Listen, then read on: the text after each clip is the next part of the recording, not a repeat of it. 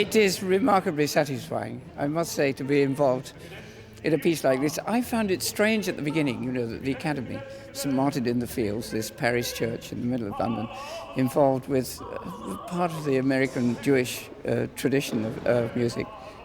And I think they're fascinated by it. They suddenly found a whole new repertoire. It's going to make a lot of difference to them, I think, in the future. They'll probably get away from playing just Mozart requiems and Verdi requiems.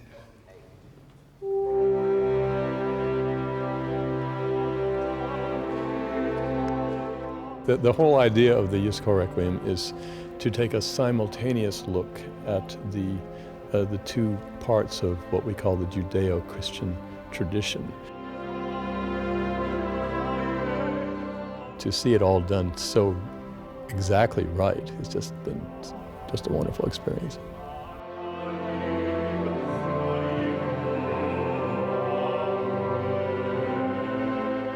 How does it strike you? I mean, in a personal way, the blending of liturgies, I mean, in this kind of expression in terms of Jewish and Christian heritage? I feel the sentiment is very much the same. I've never found there was any particular separation between the two cultures at all, musically speaking.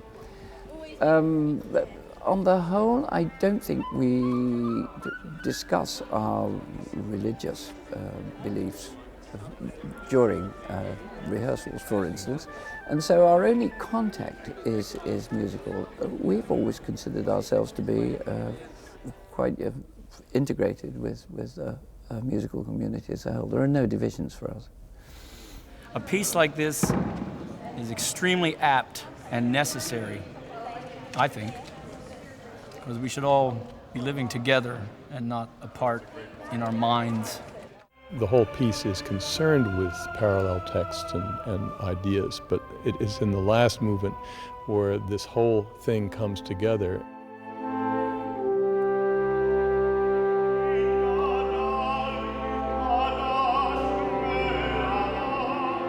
When you have what is called the Lord's Prayer in the Christian liturgy, and the Kaddish, from which was actually the origin of most of the ideas in the Lord's Prayer, coming together simultaneously with the cantor doing a more or less traditional chant and the chorus singing in very simple way the Our Father.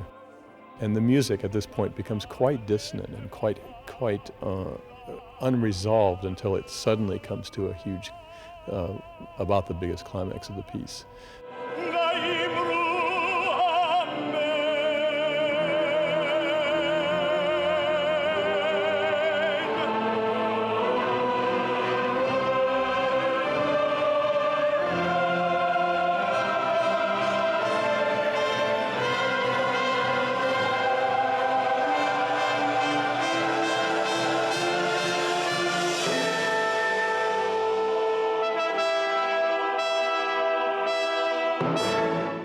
Suddenly the orchestra disappears, and you have the chorus just singing simple amens while the cantor sings as he would in the synagogue.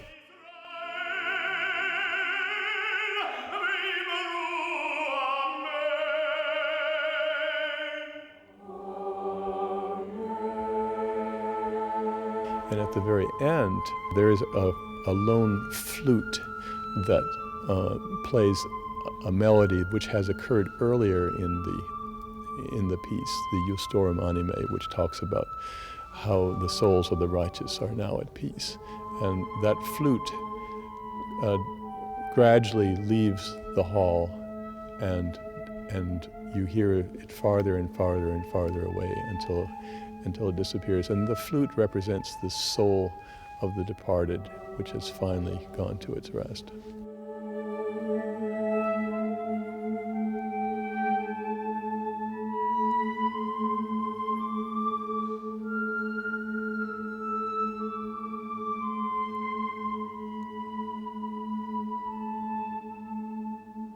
How do the chorus, how do the orchestra, do you think, react to the mixture, the interesting mixture of liturgies here? Well, of course, the fascinating thing is that for the orchestra, music has no language barriers whatsoever. For the chorus, it's become more of a problem because English is generally acceptable. I mean, most of them speak English in the same way. But of course, the Hebraic pronunciation has caused considerable problems for them.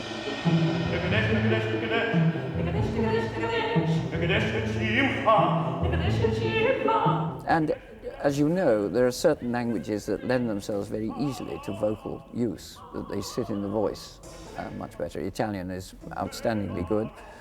German is difficult. I think Hebrew falls somewhere in the middle there. Hebrew is basically not much more difficult than Italian to sing in, except for the ch, which we struggle with a bit. I think it's very lyric.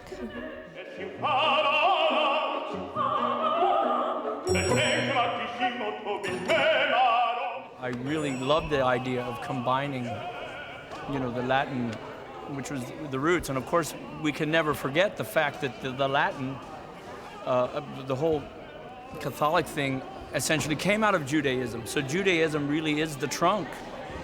Both faiths joined so easily as one.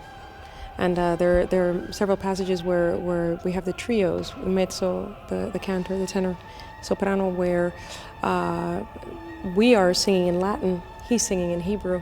And you can tell that there are two different worlds going on, melodically, harmonically, but they come together so well. And even the dissonances are perfect at that time, and the harmonies are unbelievable, and it's a great union of those worlds together.